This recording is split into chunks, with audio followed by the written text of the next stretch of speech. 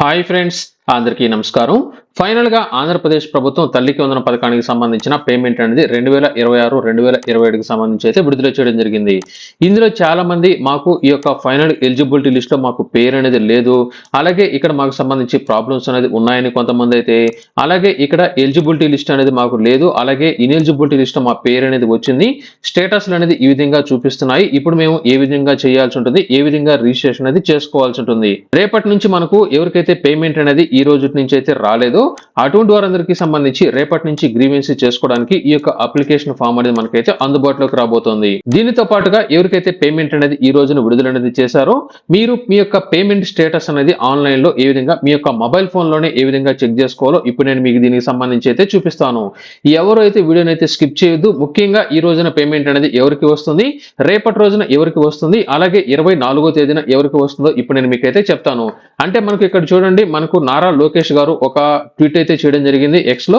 ఇక్కడ చూడండి, మనకు తల్లికి వందన పథకానికి సంబంధించిన స్కీమ్ అనేది మేము ప్రారంభించాము. మాకు ఎంతమంది విద్యార్థులు ఉన్నట్లయితే ఒక కుటుంబంలో అందరికీ ఎటువంటి రిస్ట్రిక్షన్స్ అనేది లేకుండా, అంటే ఎటువంటి ప్రాబ్లమ్స్ అనేది పెట్టకుండా అర్హత కనుక ఉన్నట్లయితే అందరికీ పేమెంట్ అనేది వేస్తున్నాము. ఈ యొక్క రెండో సంవత్సరం కూడా ఈ యొక్క ఏడాది పేమెంట్ అనేది విడుదల అనేది చేస్తున్నట్లు ఈ యొక్క అకాడమిక్ ఇయర్ కి సంబంధించి టోటల్ గా 10,120 కోట్ల రూపాయలు అనేది 67,47,000 మంది విద్యార్థులు బ్యాంక్ ఖాతాలో జమ అనేది చేసినట్లు ఈ యొక్క పేమెంట్ అనేది ఈ నెల 24వ తేదీ వరకు విద్యార్థుల యొక్క తలలు బ్యాంక్ ఖాతాలో వరుసగా జమ అనేది చేస్తున్నట్లయితే తెలియజేశారు. ఈ రోజు ఒక్కరోజే కాదు, ఈ నెల 24వ తేదీ వరకు అందరికీ పేమెంట్ అనేది వస్తుంది. ఎవరు టెన్షన్ పడొద్దు. అయితే మీకు 24వ తేదీ లోపల పేమెంట్ అనేది రావాలంటే ఈ రోజు రేపటి లోపల ఏం చేసుకోవాలో కూడా ఇప్పుడు నేను మీకైతే చూపిస్తాను. దీనికి సంబంధించిన పూర్తి అప్డేట్ తెలుసుకోవడానికన్నా ముందుగా ఇప్పటి వరకు మీరు viral Vasu YouTube channel subscribe చేయకపోయినట్లయితే వెంటనే సబ్స్క్రైబ్ చేయండి. అలాగే ఈ యొక్క వీడియోను లైక్ చేయడంతో పాటు ప్రతి ఒక్కరికి షేర్ చేయండి. అందరూ ఈ యొక్క వీడియోని అయితే ఫాలో అనేది అవుతారు. అందరికీ పూర్తి సమాచారం వారైతే తెలుసుకొని వారికి కూడా పేమెంట్ అనేది రావాలంటే ఏం చేయాలో వారికి ఒక క్లారిటీ అయితే రావడం జరుగుతుంది. ముందుగా మనకు తల్లికి వందన పథకానికి సంబంధించి అందరూ మీకు సంబంధించిన స్టేటస్ అయితే ఇప్పటికే చెక్ చేసుకుని ఉంటారు.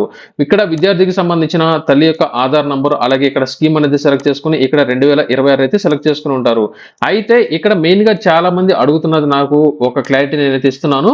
ఈ ఏడాది ఎవరికి పేమెంట్ అనేది ఇస్తున్నారు అంటే ఇక్కడ మాకు లిస్ట్ లో పేరు అనేది ఉంది, పేమెంట్ అనేది ఇచ్చేస్తున్నారా? ఇక్కడ లిస్ట్ లో పేరు అనేది లేదు, ఇచ్చేస్తున్నారా అంటే అది కాదు.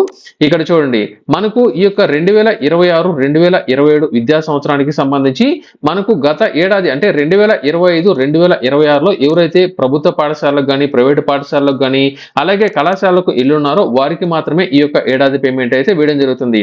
గత ఏడాది పాఠశాలలకు అలాగే కాలేజీలకు వెళ్ళి ఉండి ఈ యొక్క ఏడాది మీరు కళాశాలకు కానీ లేదా పాఠశాలలో జాయిన్ అనేది అవ్వకుండా ఇంటి వద్దే ఖాళీగా కనుక ఉన్నట్లయితే మీకు ఈ యొక్క ఏడాది పేమెంట్ మీకు ఖచ్చితంగా అయితే రాదు. అంటే ఖచ్చితంగా ఈ యొక్క ఏడాది తల్లికి వందన పథకం ద్వారా మీకు పేమెంట్ అనేది రావాలంటే ఈ యొక్క సంవత్సరం కూడా ఖచ్చితంగా విద్యార్థి ప్రభుత్వ లేదా ప్రైవేటు పాఠశాలలో లేదా కాలేజీలో జాయిన్ అనేది అయినప్పుడు మాత్రమే మీకు పేమెంట్ అనేది వస్తుంది.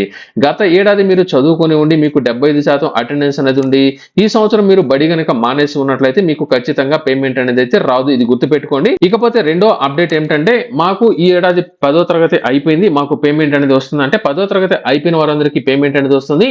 కాకపోతే ఈ యొక్క ఏడాది మీరు 10వ తరగతి పాస్ అనేది అయి ఉండి ఇంటర్మీడియట్ మొదటి సంవత్సరం జాయిన్ అనేది అయినప్పుడు మాత్రమే మీకు పేమెంట్ వస్తుంది. మీకు 10వ తరగతి అయిపోయి ఉన్నా లేదా 10వ తరగతి ఫెయిల్ అనేది అయి ఉన్నా మీరు ఇంటర్మీడియట్ అనేది జాయిన్ అనేది కాకపోయినట్లయితే మీకు పేమెంట్ అనేది అయితే రాదు. ఇకపోతే ఇంటర్మీడియట్ సెకండ్ ఇయర్ గత సంవత్సరం చదువుకున్న విద్యార్థులకు ఈ యొక్క ఏడాది పేమెంట్ అనేది రాకపోవచ్చు. ఎందుకంటే ఆల్రెడీ గత ఏడాది మీకు పేమెంట్ అనేది వచ్చేసింది కాబట్టి. ఈ యొక్క ఏడాది ఎవరైతే ఇంటర్మీడియట్ సెకండ్ ఇయర్ జాయిన్ అనేది అవుతారో వారికి మాత్రమే పేమెంట్ అనేది వస్తుంది.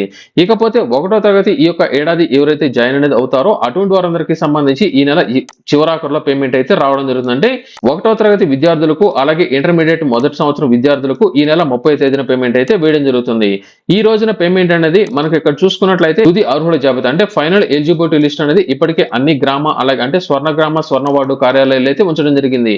ఇక్కడ విద్యార్థికి సంబంధించిన తల్లి యొక్క వివరాలతో పాటు వారికి సంబంధించిన పూర్తి వివరాలను వచ్చిన తర్వాత ఇక్కడ స్టేటస్ అనేది ఖచ్చితంగా ఎన్పిసి అనేది యాక్టివ్ లో ఉండాల్సి ఉంటుంది.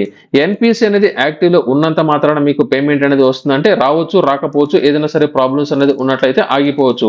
ఖచ్చితంగా ఇక్కడ యాక్టివ్ లో కనుక ఉన్నట్లయితే ఈ రోజున పేమెంట్ మీకైతే వస్తుంది. ఇకపోతే చాలా మంది మాకు ఇన్ఎలిజిబిలిటీ వస్తుంది, ఇప్పుడు మేము ఏం చేయాలని చాలా మంది అయితే అడుగుతున్నారు. ఇక్కడ చూడండి, తుది అనర్హుల జాబితా అంటే ఫైనల్ ఇనెలిజిబిలిటీ లిస్టు 2026, 2027కి సంబంధించి ఇక్కడ చూడండి, ఇనెలిజిబిలిటీకి సంబంధించిన రీజన్స్ కూడా ఇవ్వడం జరిగింది. ఇక్కడ చూడండి, మీ హౌస్ హోల్డింగ్ డేటాబేస్ లో ఎవరికి రేషన్ కార్డు అనేది లేనందు కారణంగా అనర్హులు అయితే రావడం జరిగింది. అంటే మీకు రేషన్ కార్డు అనేది ఉండాలి ఖచ్చితంగా. అయితే ఇక్కడ అనర్హులు ఎందుకు వచ్చిందంటే విద్యార్థి అలాగే విద్యార్థి యొక్క తల్లికి ఇద్దరికి రేషన్ కార్డు లేనట్లు ఇక్కడైతే చూపిస్తుంది. అంటే మీకు రేషన్ కార్డు అనేది ఉన్నా మీ యొక్క వివరాలు అనేది హౌస్ హోల్డింగ్ డేటాబేస్ లో రిజిస్ట్రేషన్ అనేది అయినప్పుడు మాత్రమే మీ యొక్క వివరాలు అనేది ఇక్కడ హౌస్ హోల్డింగ్ డేటాబేస్ లోకి వస్తాయి. అప్పుడు మీకు రేషన్ కార్డు అనేది ఉన్నట్లయితే చూపిస్తుంది. అటువంటి వారందరూ ఖచ్చితంగా మీ యొక్క వివరాలు అనేది హౌస్ హోల్డింగ్ డేటాబేస్ లో ఉన్నాయా లేదా చెక్ చేసుకోండి. దానికి సంబంధించిన లింక్ నేను మీకు డిస్క్రిప్షన్ లో ఇచ్చినాను. ఇక్కడ మీ యొక్క కుటుంబానికి సంబంధించిన ఆదాయం అనేది 10,000 గనుక మించినట్లయితే మీకు పేమెంట్ అనేది అయితే రాదు. ఇందులో మనకు గతంలో ఎవరైతే అంగన్వాడీలు ఉన్నారో వారితో పాటు శానిటరీ వర్కర్లకి అయితే గతంలో వారి యొక్క జీతం అనేది 12,000 13,000 ఉన్న కారణంగా తొలగించడం జరిగింది. ఈ యొక్క ఏడాది వారికి కూడా పేమెంట్ అయితే వేస్తున్నారు. అలాగే మెట్ట భూమి 10 ఎకరాల కన్నా ఎక్కువ ఉన్న కారణంగా వీరిని అయితే తొలగించడం జరిగింది. ఇక్కడ చూడండి మీకు మెట్ట భూమి కానీ లేదా మాగాణి కానీ దీనికి సంబంధించిన అప్డేట్ గురించి చూసుకున్నట్లయితే మీకు మెట్ట భూమి మాగాణి భూమి రెండూ కలిపి 10 ఎకరాల లోపల ఉండాల్సి ఉంటుంది. అందులోనూ మీకు మాగాణి భూమి 3 ఎకరాలకు మించినా కూడా మీకు పథకం ఆగిపోయేదానికి ఛాన్స్ అనేది ఉంటుంది. అలాగే కుటుంబంలో ఇన్కమ్ ట్యాక్స్ అనేది అంటే ఆదాయ పన్ను చెల్లిస్తున్న కారణంగా అనర్హులు. విద్యుత్ వినియోగం అనేది 300 యూనిట్లు కనుక దాటినట్లయితే మీరు కూడా అనర్హులు. ఈ యొక్క విద్యుత్ వినియోగం చాలా మందికి అయితే చూపిస్తుంది. దీనికి సంబంధించి ఈ రోజు ఉదయం అప్లోడ్ చేసిన దానికి సంబంధించి ఒక ఆమె అయితే కామెంట్ చేయడం జరిగింది. సార్ నాకు గతంలో 1 మీటర్కి సంబంధించిన డీటెయిల్స్ అనేది లింక్ చేసుకుని ఉన్నాను. ఇప్పుడు మా యొక్క భర్తకి సంబంధించి కొత్త మీటర్లు అనేది తీసుకుని లింకింగ్ అనేది చేసుకుని ఉన్నాము. ఇప్పుడు మాకు మొత్తం 1400 నుంచి 1500 వరకు ఈ యొక్క రీడింగ్ అనేది వస్తుంది. కాకపోతే యావరేజ్ మేము తీసుకున్నట్లయితే మాకు 150 యూనిట్ల వరకు వస్తున్నట్లయితే చెప్తున్నారు. ఇలా ఎందుకు వస్తుందంటే మీరు ఒక కుటుంబాన్ని ఒక యూనిట్ గా తీసుకుంటారు కాబట్టి మీ యొక్క రేషన్ కార్డు మొత్తానికి సంబంధించి ఎన్ని ఆధార్ నంబర్లు అనేది ఉన్నాయో ఈ యొక్క ఆధార్ కార్డుల మీద ఎన్ని మీటర్లు అనేది ఉన్నాయో వారైతే చెక్ చేస్తారు. ఈ యొక్క మీటర్ల మొత్తం మీద ప్రతి నెల ఎన్ని యూనిట్లు అనేది వస్తున్నాయి అంటే మీ యొక్క భర్తకు సంబంధించి 100 యూనిట్లు వచ్చినా మీకు 100 యూనిట్లు వచ్చినా రెండు కలిపి 200 యూనిట్ల కింద క్యాలిక్యులేషన్ అయితే చేయడం జరుగుతుంది.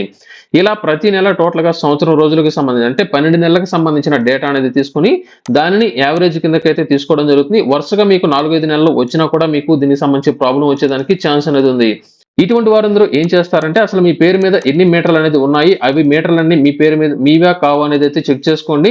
గతంలో చాలా మంది ఈ యొక్క విద్యుత్ మీటర్లు అనేది పెన్షన్లకు అయితే లింక్ చేయడం జరిగింది. అలాగే రేషన్ కార్డులకి బాడుగు ఇంట్లో ఉన్న వారికి సంబంధించి కూడా గత ప్రభుత్వ హయాంలో లింకింగ్ అనేది చేశారు. కాబట్టి ఈ యొక్క ఏడాది మీరు అద్దె ఇంట్లో ఉంటున్నారా సొంత ఇంట్లో ఉంటున్నారా మీ పేరు మీద ఈ యొక్క మీటర్ అనేది మీదా కాదనేది అయితే చెక్ చేసుకోండి. అలాగే ఇక్కడ చూడండి విద్యుత్ వినియోగం 300 యూనిట్లు. అలాగే వీరికి పట్టణ ప్రాంతాల్లో 1000 చదరపు అడుగుల కన్నా ఎక్కువ ఇంటి స్థలం అనేది ఉన్న కారణంగా వీరిని అయితే తొలగించడం జరిగింది. అలాగే ఇక్కడ హౌస్ హోల్డింగ్ సంబంధించి రేషన్ కార్డు అనేది లేదని అలాగే ఇక్కడ చూడండి కుటుంబంలో 4 చక్రాల వాహనాలు అంటే వైట్ బోర్డు అనేది ఉండి మీకు 4 చక్రాల వాహనాలు కనుక కారు కనుక ఉన్నట్లయితే ఖచ్చితంగా ఆగిపోతుంది. ఒకవేళ ఎల్లో బోర్డు కనుక ఉన్నట్లయితే మీకు ఎలిజిబిలిటీ వస్తుంది అంటే క్యాబ్ కనుక ఉన్నట్లయితే ఎలిజిబిలిటీ వస్తుంది. అలాగే సెంట్రల్లో అలాగే ప్రైవేట్ సెక్టార్లో ఉద్యోగులకు అలాగే ఇక్కడ చూసుకున్నట్లయితే కుటుంబ లబ్ధిదారుడికి సంబంధించి మాగాని 3 ఎకరాల కంటే ఎక్కువ ఉందంటే ఇక్కడ 3 ఎకరాల లోపల మాగాని అనేది ఉండాల్సి ఉంటుంది. 3 ఎకరాలకు మించి కనుక ఉన్నట్లయితే మీకు అనర్హుడి జాబితాలోకి వచ్చేదానికి ఛాన్స్ అనేది ఉంది. ఇక్కడ చూడండి మెట్ట భూమి 10 ఎకరాల కన్నా ఎక్కువ ఉన్న కారణంగా అయితే తొలగించడం జరిగింది. ఇక్కడ చూడండి హౌస్ హోల్డింగ్ లో ఎవరికి రేషన్ కార్డు లేనందు కారణంగా ఇది చాలా మందికి అయితే వస్తుంది. ఎందుకంటే మీ యొక్క వివరాలు అనేది హౌస్ హోల్డింగ్ డేటాబేస్ లో కనుక లేకపోయినట్లయితే మీకు ప్రాబ్లం అనేది వచ్చేదానికి ఛాన్స్ అనేది ఉంది. ఇది ప్రతి ఒక్కరికి సంబంధించి ఏదో ఒక రీజన్ అనేది ఇక్కడైతే చూపిస్తున్నారు. అయితే కొంతమందికి సంబంధించి మాత్రమే మిగతా వారందరికీ ఎలిజిబిలిటీ అనేది ఉంది. ఇప్పుడు మీ యొక్క పేమెంట్ స్టేటస్ అనేది అయితే చెక్ చేసుకోవచ్చు. ఈ యొక్క యాప్ లింక్ నేను మీకు డిస్క్రిప్షన్ లో ఇచ్చినాను. ఈ రోజున విద్యాశాఖ అధికారులు కూడా ఒక కన్ఫర్మేషన్ అయితే ఇవ్వడం జరిగింది. ఇక్కడ ఈ యొక్క యాప్ కి సంబంధించిన లింక్ నేను మీకు డిస్క్రిప్షన్ లో ఇచ్చినాను. దాని మీద క్లిక్ చేసినట్లయితే విద్యార్థికి సంబంధించి తల్లిదండ్రులతో ఎవరో ఒకరికి సంబంధించిన ఫోన్ నంబర్కి ఇప్పటికే లింకింగ్ అనేది అయి ఉన్నట్లయితే ఆ యొక్క ఫోన్ నంబర్ కానీ లేదా విద్యార్థికి సంబంధించి గతంలో అపార్ లేదా విద్యార్థికి సంబంధించిన పెన్ ఐడి నంబర్లు కనుక ఉన్నట్లయితే అవి ఎంటర్ అనేది చేసి విద్యార్థికి సంబంధించిన డేట్ ఆఫ్ బర్త్ అనేది ఇక్కడ ఎంటర్ చేయండి. చాలా మంది విద్యార్థి యొక్క తల్లికి సంబంధించిన డేట్ ఆఫ్ బర్త్ అయితే ఎంటర్ చేస్తున్నారు. అలా ఎంటర్ అనేది చేసినట్లయితే మీకు దీనికి సంబంధించిన ఓటీపీలు అనేది రావు, రిజిస్ట్రేషన్ చేసుకోమంటుంది. ఇక్కడ ఖచ్చితంగా విద్యార్థికి సంబంధించిన అపార్ నంబర్ ద్వారా కానీ లేకపోతే మొబైల్ నంబర్ ద్వారా కూడా మీరు దీనికి సంబంధించిన స్టేటస్ అయితే చెక్ చేసుకోవచ్చు. లాగిన్ అనేది అయిన వెంటనే మీకు ఒక ఓటీపీ వస్తుంది. ఓటీపీ ఎంటర్ చేసిన వెంటనే విద్యార్థికి సంబంధించిన డీటెయిల్స్ ఇక్కడైతే చూపించడం జరుగుతుంది. ఇలా కిందికి వచ్చినట్లయితే విద్యార్థి ఇక్కడ మనకు తల్లికి వందనం పథకాన్ని సెలెక్ట్ చేసుకున్న వెంటనే మీకు ఎలిజిబిలిటీ అనేది ఉందా లేదా ఇక్కడ చూపిస్తుంది. అలాగే చివరిలో మనకు దీనికి సంబంధించిన పేమెంట్ అనేది మీకు వచ్చిందా లేదా అనేది కూడా ఇక్కడ మీరైతే చెక్ చేసుకోవచ్చు. పేమెంట్ మీకు గనుక పడి ఉన్నట్లయితే 15,000 అంటే 13,000 రూపాయలు లేదా 15,000 రూపాయలు ఇక్కడ మీకు సక్సెస్ అనేది అయితే చూపిస్తుంది. ఒకవేళ పేమెంట్ కనుక ఫెయిల్ అనేది అయినా ఇనెలిజిబిలిటీ కనుక ఉన్నట్లయితే దానికి సంబంధించిన కారణాలు ఇక్కడ మీకైతే చూపిస్తాయి. ఇప్పుడు మనకు మంత్రి లోకేష్ గారు చెప్పినట్లు కనుక చూసుకున్నట్లయితే ఈ నెల 24వ తేదీ వరకు పేమెంట్ మనకైతే వేస్తారు.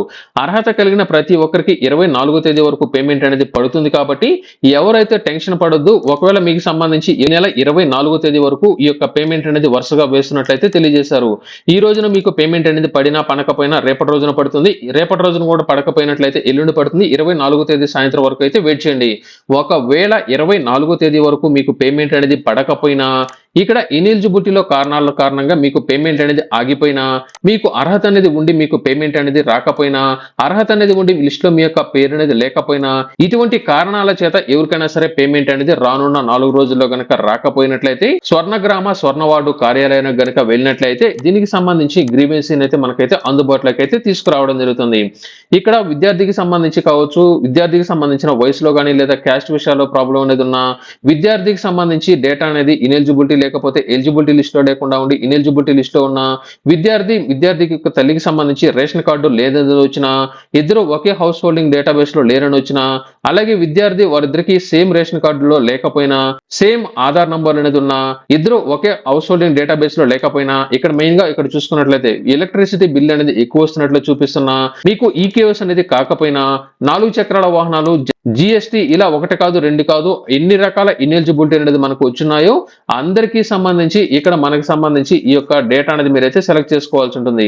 ఉదాహరణకు ఇక్కడ చూసుకున్నట్లయితే మనకు ఇక్కడ విద్యార్థి ఎలిజిబిలిటీలో ఉన్నారు but not found in eligibility and ineligibilities అంటే విద్యార్థికి ఎలిజిబిలిటీలో ఉన్నాడు కానీ విద్యార్థి యొక్క డేటా అనేది ఎలిజిబిలిటీ లిస్ట్ లో లేదు, అలాగే ఇన్ఎలిజిబిలిటీ లిస్ట్ లో లేదని ఇక్కడైతే సెలెక్ట్ చేసుకున్నట్లయితే ఇక్కడ చూడండి ఈ యొక్క డేటా సెలెక్ట్ చేసుకున్న వెంటనే ఇక్కడ మనకు ఏం చేయాలంటే బెనిఫిషియరీ అంటే తల్లికి సంబంధించిన ఫోన్ నంబర్, అలాగే విద్యార్థి యొక్క తల్లికి సంబంధించిన ఆధార్ నంబర్, విద్యార్థికి సంబంధించిన ఆధార్ నంబర్, అలాగే మనకు ఈ యొక్క స్కూల్ ఇన్ఫోలో ఏదైతే డేటా అనేది ఉందో అందులో ఉన్న పేరు అంటే విద్యార్థికి సంబంధించిన ఐడి నంబర్ అంటే మనకు ఈ యొక్క అపార్ ఐడి కానీ లేకపోతే పెన్ ఐడి కానీ స్కూల్ రికార్డ్స్ లో ఏదైతే మనకు ఐడి అనేది ఉందో ఆ యొక్క ఐడి అనేది మనం ఇక్కడ ఎంటర్ అనేది చేసి రేషన్ కార్డ్ నంబరు, అలాగే తల్లికి సంబంధించి అంటే విద్యార్థికి సంబంధించి అంటే ఎవరికైతే పేమెంట్ అనేది రాలేదో ఆ యొక్క విద్యార్థికి సంబంధించిన ఆధార్ నంబర్ ఎంటర్ చేసి గ్రీవెన్సీ మీద క్లిక్ చేసినట్లయితే మనకు గ్రీవెన్సీ అయితే రిజిస్ట్రేషన్ కావడం జరుగుతుంది. మనకు ఆంధ్రప్రదేశ్ ప్రభుత్వం ఇచ్చిన డేటా ప్రకారం చూసుకున్నట్లయితే మనకు దీనికి సంబంధించిన వెరిఫికేషన్ అనేది ఈ నెల 22వ తేదీ అంటే ఈ రోజు సాయంత్రం వరకు మనకు పేమెంట్ అనేది రాకపోయినట్లయితే ఈ రోజు మధ్యాహ్నం తర్వాత నుంచి ఆగస్టు 3వ తేదీ వరకు రిజిస్ట్రేషన్ చేసుకోమని అంటే గ్రీవెన్సీ పెట్టుకోమని లేకపోతే అబ్జెక్షన్స్ తెలియజేయమని అయితే తెలియజేశారు. అంటే మీ యొక్క డేటాకు సంబంధించి ఎవరికైనా సరే ఈ యొక్క మాడ్యూల్ అనేది ఓపెన్ అవడానికి ఒక రోజు టైం అనేది పడుతుంది. మనకు ఈ నెల 24వ తేదీ వరకు పేమెంట్ అనేది పడుతుందని అధికారులు అయితే అంటే లోకేష్ గారు అయితే అప్డేట్ ఇచ్చారు కాబట్టి 25 లేదా 26వ తేదీ తర్వాత నుంచి లేకపోతే 25వ తేదీ ఉదయం నుంచి మీరు స్వర్ణగ్రామ స్వర్ణవార్డు కార్యాలయానికి వెళ్ళి మీకు సంబంధించిన వివరాలతో గ్రీవెన్స్ అంటే కంప్లైంట్ అనేది ఇవ్వండి. అది ఆగస్టు 3వ తేదీ లోపల అయితే ఇవ్వాలి. ఆగస్టు 3వ తేదీ లోపల ఇచ్చినట్లయితే మీకు సంబంధించి ఆగస్టు 4వ తేదీ నుంచి ఆగస్టు 10వ తేదీ వరకు వెరిఫికేషన్ అనేది కంప్లీట్ చేసి దీనికి సంబంధించిన లిస్ట్ అనేది ఆగస్టు 30వ తేదీన విడుదల చేస్తారు. అదే రోజున ఆగస్టు 30వ తేదీన ఎవరికైతే పేమెంట్ అనేది రాలేదో వారితో పాటు 1వ తరగతి అలాగే ఇంటర్మీడియట్ మొదటి సంవత్సరం చదువుతున్న విద్యార్థులు అందరికీ సంబంధించి ఆగస్టు 30వ తేదీన 2వ విడతలో భాగంగా పేమెంట్ మనకైతే వేయడం జరుగుతుంది. ఇది టోటల్ గా మనకు ఈ యొక్క తల్లికి వందన పథకానికి సంబంధించి లిస్ట్ లో పేరు అనేది లేకపోయినా వివిధ కారణాల చేత ఇంకా ఎవరికైనా సరే పేమెంట్ అనేది పడకపోయినట్లయితే. ఈ వీడియో మీకు నచ్చినట్లయితే లైక్ చేయండి, ప్రతి ఒక్కరికి షేర్ చేయడం మాత్రం మర్చిపోవద్దు.